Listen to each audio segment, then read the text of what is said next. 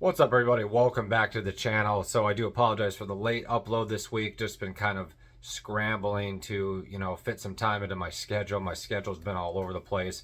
Also been getting a lot of terrible migraines, so I've just been kind of, not functioning at my 100% best. Had kind of a rough morning today, but we are finally here for the Somewhere in Time analysis. Going to be doing an analysis of Somewhere in Time by Richard Matheson, the 1980 novel, juxtaposed slightly with the 1980 film Somewhere in Time, directed by Jeannot Schwartz. He was the director of Jaws too. So we originally did plan to do this as a live stream, but I think just for the sake of time and just for the sake of internet issues or lack thereof, I'm just going to bust out a video of this, of the Somewhere in Time esoteric analysis, sort of deep analysis, as deep as we can possibly go. I took lots of notes. There's definitely a lot to discuss here. So some of you guys have maybe seen the film Somewhere in Time from 1980 with Christopher Reeves and Jane Seymour. It's kind of a cult classic, so maybe some of you have not seen this film. But it's definitely a great film, and I would recommend it for people who like romance. But obviously, if we're going to talk about Somewhere in Time, the science fiction romance time travel theme is only sort of the surface level theme, right? There's so much other things, going on in here, as we will discuss. I got my notepad here. We took tons of notes on this, and we'll kind of be exploring the text as well. Just a quick rundown of the novel Somewhere in Time by Richard Matheson. It's basically about this man named Richard Collier, and he's suffering from a brain tumor that comes to light fairly early on. And he starts keeping a diary, or the novel is sort of written like his diary, right? And when he dies, the first page of the book is a note from his brother Robert, who's basically saying that we are releasing, my brother's manuscript, blah blah blah, and then it ends with his brother's commentary as well. But the rest of the novel is from Richard Collier, the main protagonist's perspective. It starts out with him. He's sort of a struggling writer. He's maybe in his mid 30s to 40s. I forgot exactly how old he was, but he hasn't really met the one, so that kind of his romantic life is kind of just, hasn't really been progressing. So that kind of opens the doors to what happens next is when he decides to sort of take a little mini vacation, creative vacation or whatever, at the Hotel del Coronado in California. And he goes, he's exploring the hotel and all that good stuff. And they have a little museum, a little shop, a little section called the Hall of History or something, where he stumbles on the portrait of Elise McKenna. And Elise McKenna is actually based off of Maud Adams. And this cover looks more like Maud Adams for sure than it does Jane Seymour, obviously. Some of you guys might be familiar with maybe the second or third pressing of Somewhere in Time that was a little bigger, and it was blue, and it was kind of like Jane Seymour's profile. It looked much nicer in my opinion, but this one's actually really nice too. And this one kind of brings it back to Richard Matheson's original vision, which took place at the Hotel del Coronado, and that looks much more like Maud Adams. You guys can look up Maud Adams. Kind of a strange, slightly, controversial, esoteric figure. There was rumors that she might have been, a lesbian or something. She played in sort of masculine roles like Peter Pan, but played in a lot of other plays as well. So Richard Collier sort of develops a love affair, or he falls in love, beyond the grave, beyond the bounds of time, so to speak, in this novel. And now what's sort of unclear in the novel, I mean, it's fairly obvious, but Robert Collier, his brother, who sort of does the intro and then does the epilogue, sort of leaves it open to the reader's interpretation of whether or not Richard Collier, his brother, was suffering from a brain tumor, and this was all fantasy, or if it actually took place. Now, I think the context of him having a brain tumor and sort of being, on the downward spiral mentally and physically does offer a good plot scenario for, the fantasy of time travel, right, and all his delusions. But this is never mentioned in the 1980 film. The only real similarities between the two Richard Colliers in the film and the book is that they're both named Richard. Obviously, they're both playwrights or writers. And the circumstances of how they met Elise in the future tense is fairly similar, I believe. But apart from that, Richard Collier in the movie does not suffer from a brain tumor. So it's sort of a little different scenario. And I think the book offers a little bit more, maybe possible probability to the whole time travel thing versus the movie.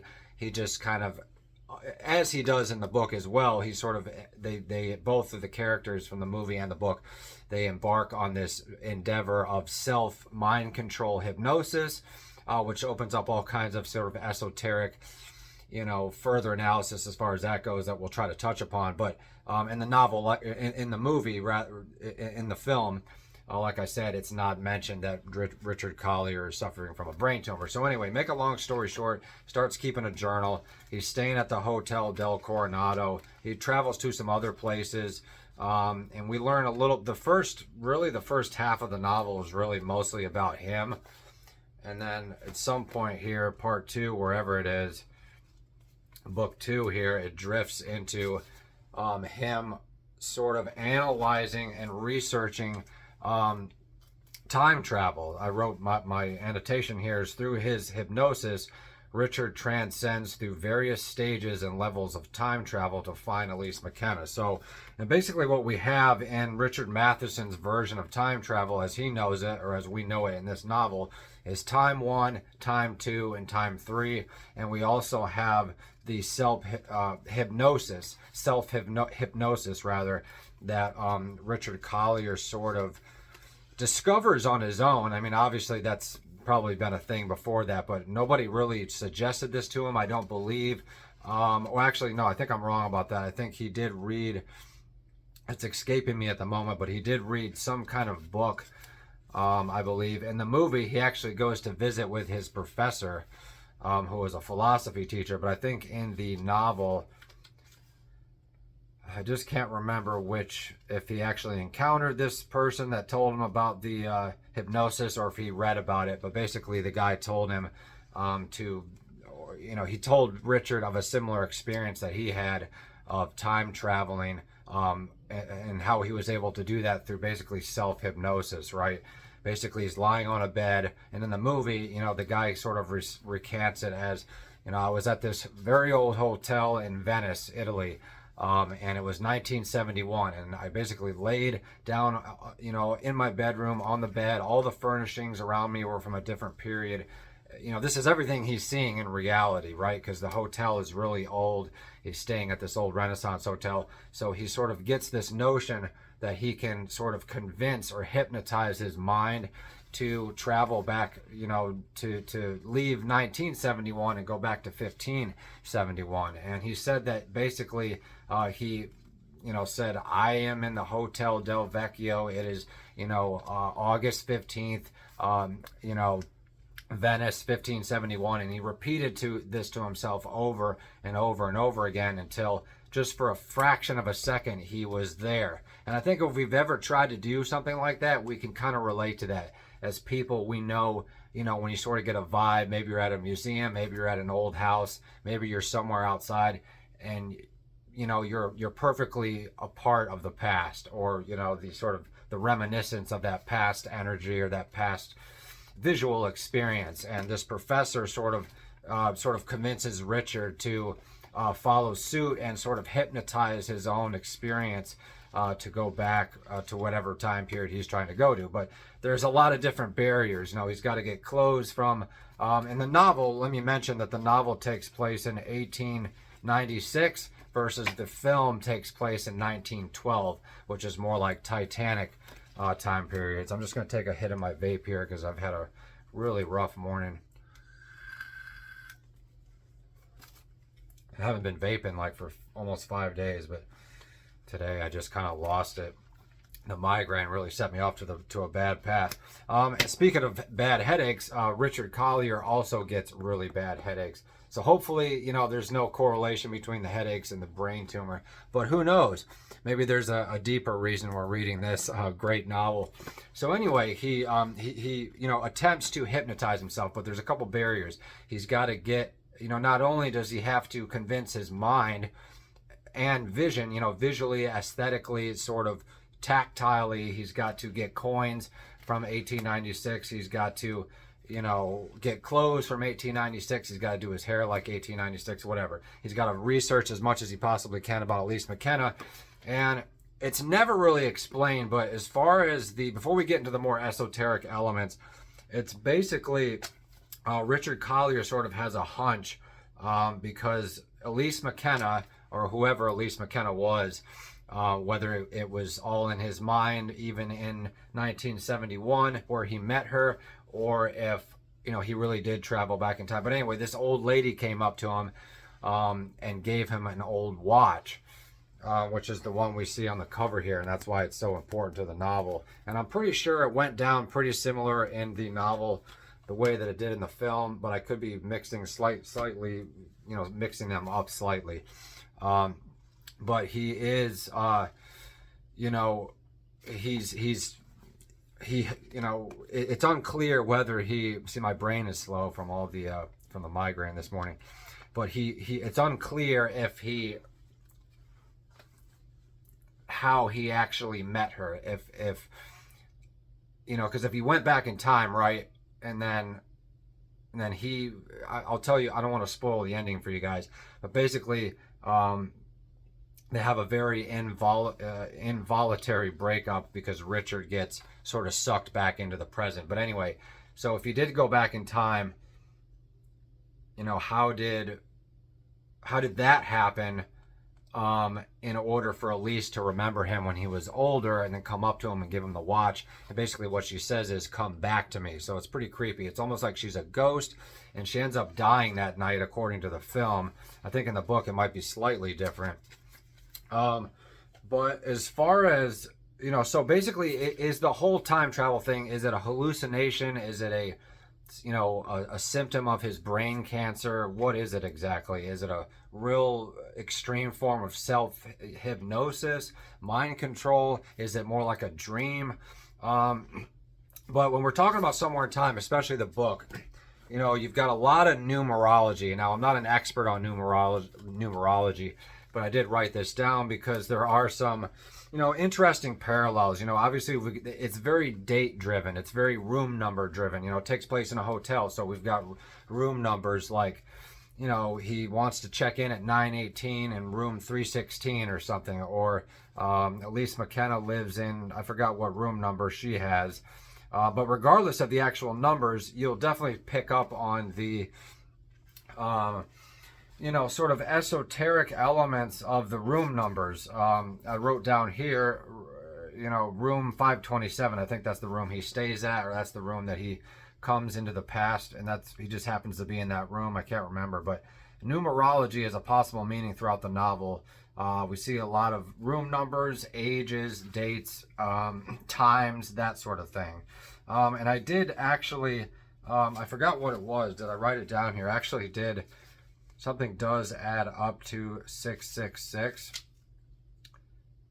Let me see if I can find out what it is here. Okay, so for example, time 1, time 2, and time 3. Looks like somebody's trying to call me here. I'm not sure who it is or why. So we've got 3 different times here. We've got time 1, time 2, time 3. You know, that's 3. 3 plus 3 is 6. You know, so we've got a little bit of the devil's element in there, for lack of a better word. You know, I'm not trying to say that Richard Matheson was a Satanist or anything like that, but there are some esoteric elements, and we'll kind of get into that now. There's a lot of references to, well, basically, Elise McKenna went to see some type of soothsayer or something. She went to see this Native American sort of witch doctor or whatever. Or maybe it was a gypsy, but basically she sort of foretold that this man was going to come into her life and change her life. And that's kind of how she knew Richard was coming all the way back initially in 1896. And then that's, you know, obviously she met Richard somehow because that prophecy was foretold through Richard. And then when she was old, she happened to track him down somewhere, or they crossed paths, and she said, come back to me. But what did she actually mean by that? Did she mean come back to me?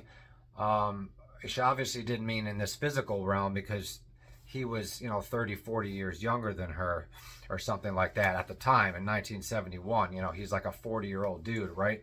And she's like in her 70s. I think she died when she was 75 or something. And if you want to get more context to this, you can just research Maud Adams. But also, if that's a little bit separate story. It's a separate person. But as far as the facts of the dates of her age and her career, you can check up on that with Maud Adams. But in the novel, in the movie, her name is Elise McKenna. And so that's sort of how that, but like I said, it's unclear if that prophecy of her meeting Richard was foretold by that actually just occurring in 1896, or if that only occurred because Richard Collier decided to go back in time and hypnotize himself or time travel, whatever. And that's how we met her.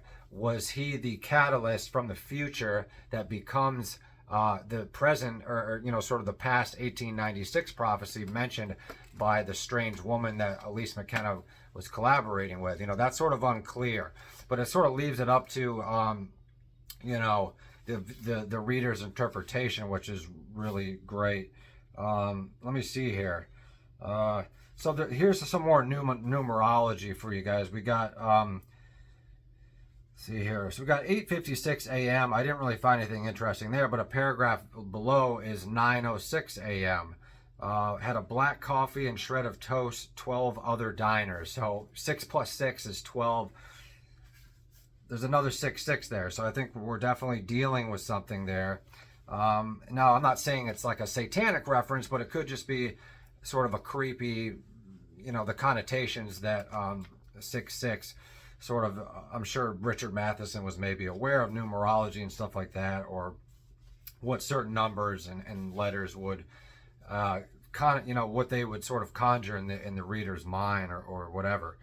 So I'm kind of just flicking through here to make sure I'm not missing anything. So, okay. Also, we have references to the occult. Now, I'm not an expert on this particular faith, but there's references to Christian Science over and over and over again. Now, was Richard Matheson a Christian Scientist?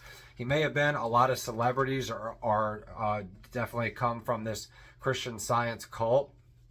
I'm just going to bring you guys in the other room for a second because I got to check the time. I'm recording and I can't really put my phone down. I got to pick somebody up in a little while here, so just making sure I'm not running over time here. Okay, so we've got some time.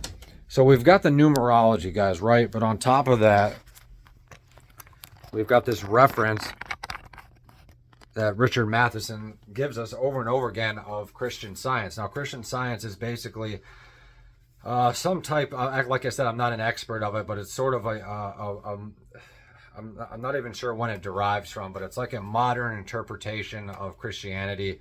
It is heavily based on the Bible and the scriptures and all that, but it's definitely some kind of cult, right? If anybody knows anything about it, please let us know. Robin Williams was in Christian Science. There's a couple different other, famous people. So there's obviously a reason that Richard Matheson, there's a cool picture of him back here. He definitely looks like he could be some kind of esoteric Christian scientist or follower, but he did pass away in 2013, I believe. But anyway, so what's up with this Christian Science thing here? Let's see if we can. The first reference to it is here, where somebody is talking here. Who is it?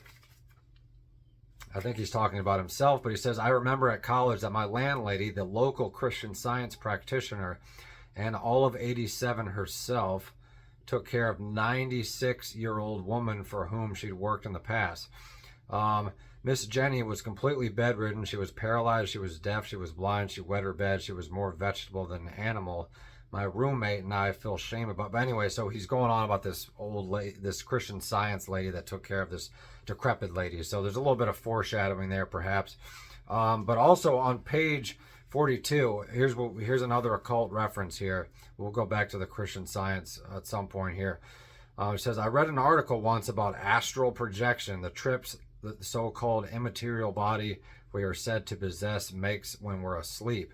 My experience seems similar. It was as though I'm driving in San Diego. I left a part of me behind, fastened to the hotel's atmosphere, the other part connected to it by a long, thin, stretching cord. So he's sort of talking about his obsession with Elise McKenna and how he sort of feels that what he's attempting to do could be something similar to an astral projection, I think is what he's referring to. Yeah, basically he wants to go back to the bookstore, or he wants to go back to the bookstore and the hotel to find out more about Elise McKenna. I'm not sure why he's saying astral projection, my experience seems similar. Okay, so he says, incredible the strong sensation I experienced when I entered the hotel. It didn't have to build as it did yesterday. It came upon me with a rush. Instantly, I was immersed in it and comforted by it, the past embracing me. I can just describe it in no other way. So he's talking about sort of, there's also the element, almost very like Stephen King-esque, like The Shining, like the hotel is kind of haunting him, right? There's weird spirits talking to him. There's energies that are drawing him to certain locations that have to do with Elise McKenna and stuff like that. And basically, what I also forgot to mention was Elise McKenna dies in 1953, right? So she's long dead, when, as the film portrayed it, when it's 1971, right? And she comes in to his theater party. He's like doing a play release or something. He's got a play coming out and they're having like an after party or whatever. And she comes up to him and she says, come back to me. And he has no idea who she is. So I'm not sure if the novel how they actually solved that problem. If she died in 1953, as we see here, then how was she able to come back, and give him that watch? She must have been some type of a ghost, right?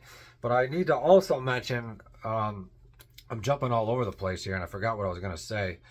Okay, so as far as how Richard Collier found out that he was actually in 1971, other than or 1896 rather, how did he know that he was, in love and that he met, Elise McKenna, Maud Adams, whatever? How did he know that apart from his own obsession and his sort of hunch, right? So we've got his obsession, his hunch, and his interest, but that's not enough to really solidify it. So what Richard Collier does is he goes on this sort of brilliant quest through all the old hotel registries, and he discovers that he was there in 1896 at the same time that one of Elise McKenna's plays debuted at the Hotel del Coronado. So I think that's the right hotel. I could be wrong. There's so many old hotels, but I do think it's the Hotel del Coronado. Anyway, neither here nor there, but so anyway, that's sort of what gives him the motivation. That's what sort of gives him the drive to come back, because he's proven it to himself. He saw the hotel registry. He knows he was there, right? So that's interesting. So anyway, so basically a little bit more about Elise McKenna. She was kind of elusive, right? It's hard to find out information, but he does track down quite a few books and articles. And basically she was never married, which was weird. And after a certain time, maybe 3 or 4 years, or maybe just 6 months or a year after the debut of that one play, she sort of had a falling out with her manager, who was William Fawcett Robinson, played by, what's his face in the movie? Christopher Plummer does a great job of William Fawcett Robinson. But anyway, it's never really explained whether William Fawcett Robinson is, in love with Elise McKenna, or he's just sort of has a sort of managerial, real heavily career-driven sort of obsession with her. It's kind of unclear, but also page 52, we're jumping around here. Let's see here. Elise McKenna's mother is also an actress, but we have this little esoteric rabbit hole here. Her mother appeared in plays with her at first, playing Mademoiselle Bergamot to her daughter Susan Blondit in The Masked Ball. So that could have just been some random play, but there's another reference to a masked ball. I made an annotation there because you can't ignore that. Richard Matheson obviously knows about masked balls and what they sort of, entertain. Page 55, we have another esoteric rabbit hole. A frontispiece photograph of her taken in 1909, looking like a picture taken at a seance. That of a young woman looking at the camera from another world. Okay, so you can kind of see what Richard Matheson is doing here. He's kind of laying this all out, that this is definitely dealing with the occult. There's a little annotation I made about Richard Collier's headaches. Lots of esoteric content here. Okay, so this is a little breakdown of the different sections of time. Let's see here. So basically he's reading this book about time travel, right? Or self-hypnosis. And there's basically 3 levels of time. Calls them time 1, time 2, and time 3. Time 1 is the time into which we were born, grow old, and die. The practical and economic time, the brain and body time. Time 2 leaves this simple track. Its scope includes coexistent past, present, and future. No clocks and calendars determine its existence. Entering it, we stand apart from chronological time and observe it as a mixed oneness rather than as a moving array of moments. Time 3 is that zone where the power to connect or disconnect potential and actual exists. So, you know, a lot of esoteric stuff about the time travel there. There's different levels of time. We're sort of dealing with not only the notion of time travel, but sort of the, you know, the esoteric as well as scientific deconstruction or reconstruction of what we know as time. You know, what is possible in time. How do you get to the different levels of time? What are the different levels of time? It's not just a straight shot, right? That would be too easy. So it's brilliant how Richard Matheson and Richard Collier set this up. You know, he's got to do research. He's got to learn about it. He didn't just lie on a bed and convince himself that he was in 1896. No, you know, the whole novel is basically how he managed to do that. And that's what's so fascinating about the novel. Other than just the basic plot itself, right? We have so much to deal with here. Here's page 74. Annotation, mind control as deeper meaning and context. If that's so, I have something definite to work with. Using the principles of psychobernetics, I can reprogram myself to believe that I exist not in 1971, but in 1896. It'll work. I know it will. The location is perfect. The method is sound.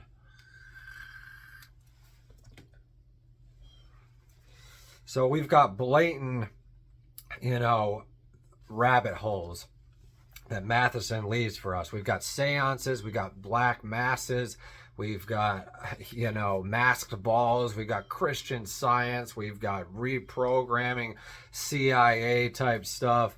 You know, this is just a classic. And most people, you know, normies or whatever, boomers, you know, radicals on either side probably would not be able to read through the lines here because, you know, they're not thinking real intellectually or real deeply like that. They're not looking for those clues. Not that they're not thinking, not trying to demean them, but they're not looking for that kind of stuff. If you don't know it's there, how do you look for it?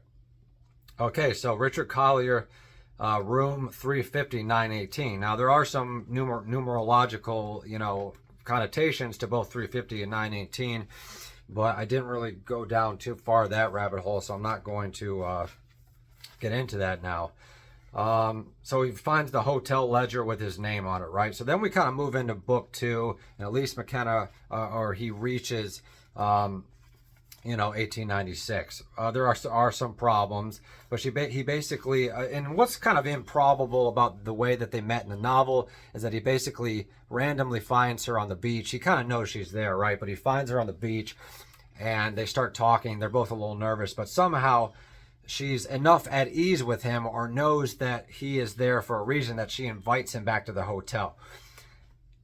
Now, that could have just been a social custom of the time, but I think that's a little improbable. I do like the way they set it up in the film a little bit better, where her manager, William Fawcett Robinson, kind of intercepts and it kicks him out of the vicinity temporarily, or just kind of chases him off. He does come back, but it sets up another little hurdle for him to go through that he did not have to go through in the novel, which is neither here nor there, but it's a little bit unconvincing. Why would she be inviting him back to her room after they just met? I'm not sure. Let's see here. Okay, so there's another scene where Elise McKenna is kind of combing her hair, and Richard Collier says, I had not noticed the brush in her left hand. So we're dealing with the left-hand path here, right, my friends? And also, towards the end of the novel, they're sort of eating together. This is right before he kind of gets sucked back into the future, but Elise McKenna walks into the other room and grabs 2 apples, right? So we got the whole Christianity, Adam and Eve, temptation, sin, love, lust. And this is Elise McKenna's first sort of erotic sexual experience. She's never been with a man. And the 2 apples definitely symbolizes, sort of her earthly temptation that Richard Collier is sort of the catalyst for. I'm not saying that it's a negative part. It's a very beautiful unraveling of a woman's sexuality. She kind of just totally... reveals herself and not submits like in a BDSM way, but she just kind of submits all her fears and her anxieties of letting a man make love to her. And there's some beautiful love scenes in here, very tasteful type stuff, but you have that aspect of submitting to sin. Richard is also submitting to sin. He's been with women before, right? But none quite like her.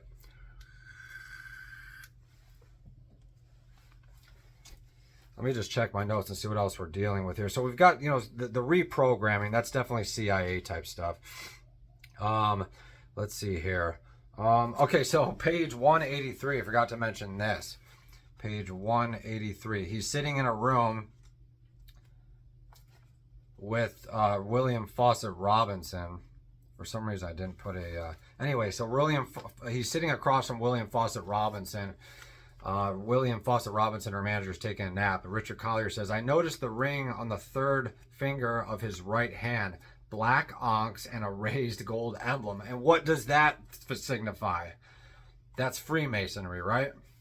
Or potential Freemasonry. So, why would this guy, Richard Matheson, be leaving us all of these esoteric rabbit holes? It's just crazy. And now, of course, I'm coming back to this novel like, almost 20 years later. I read this when I was in like 7th or 8th grade.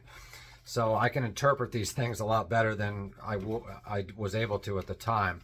But you definitely get the impression that William Fawcett Robinson and perhaps some of the other people in Elise McKenna's entourage are in the Freemasons, perhaps. They're into seances. They're wearing Freemasonic rings. You just can't make this stuff up.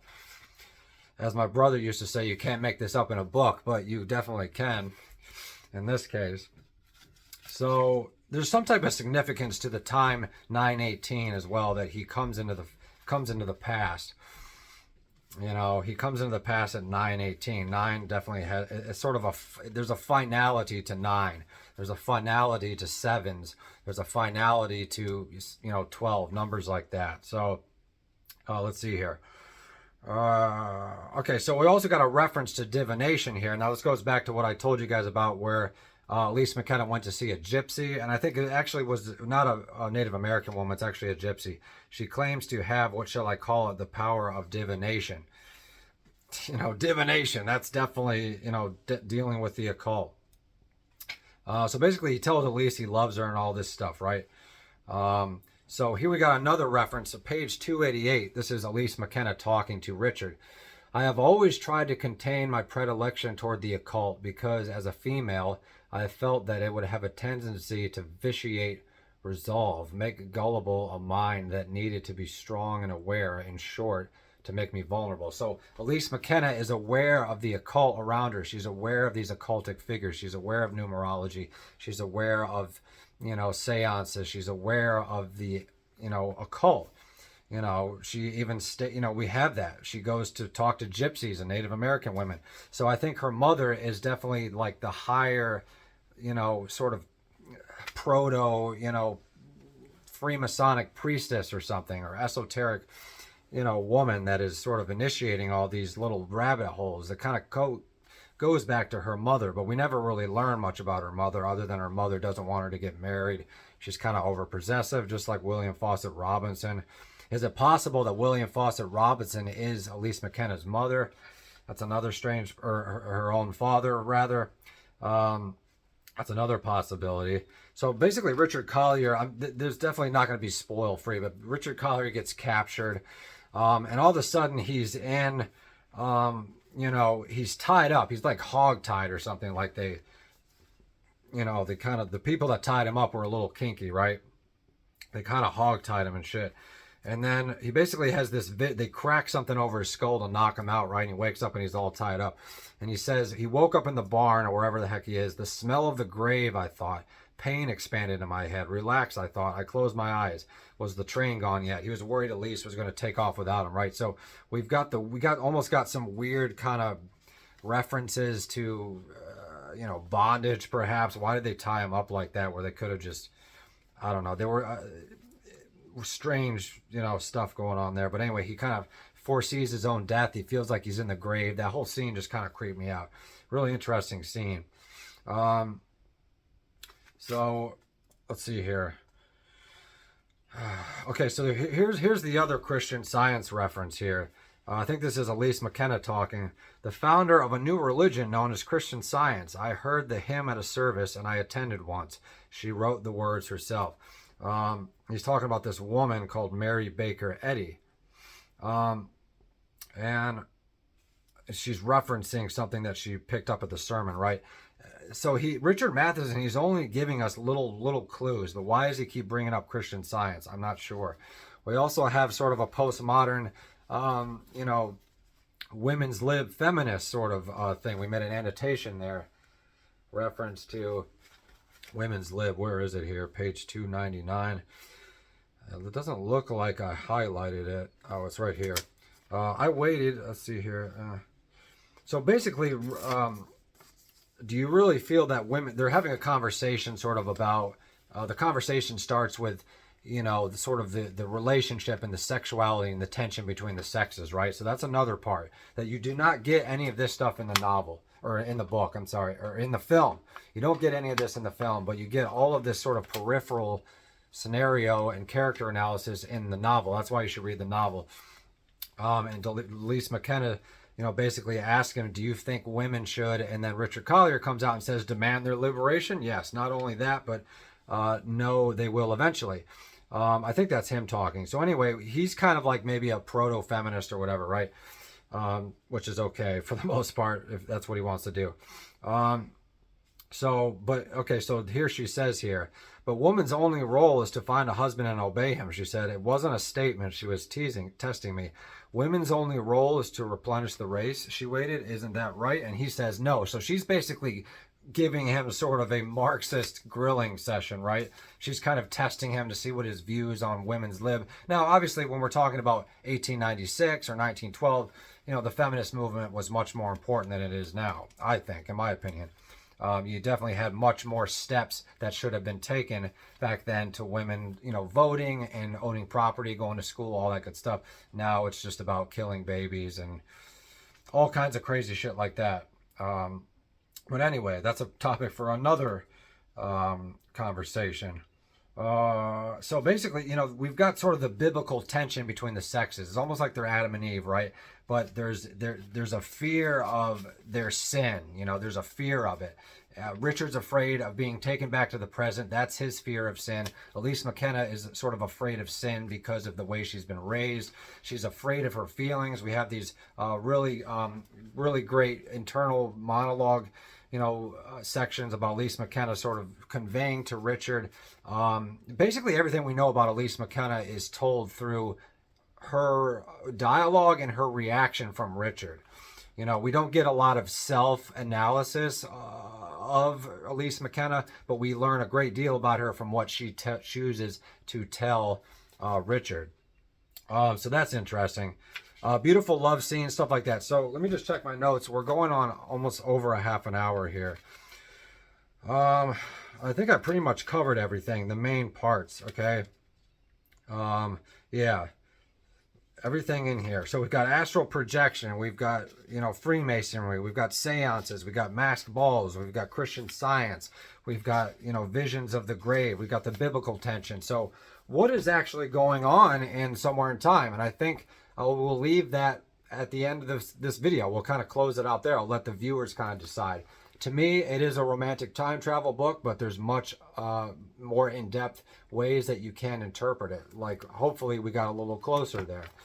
You know, there's so many peripheral elements that influence the rest of the story for all of that to happen. It's almost like the foundation of Somewhere in Time is all like esoteric Freemasonry, sort of occult stuff, right? And that sort of blossoms into the sort of the normie, perception, or the ability for the love story, romance, time travel to occur.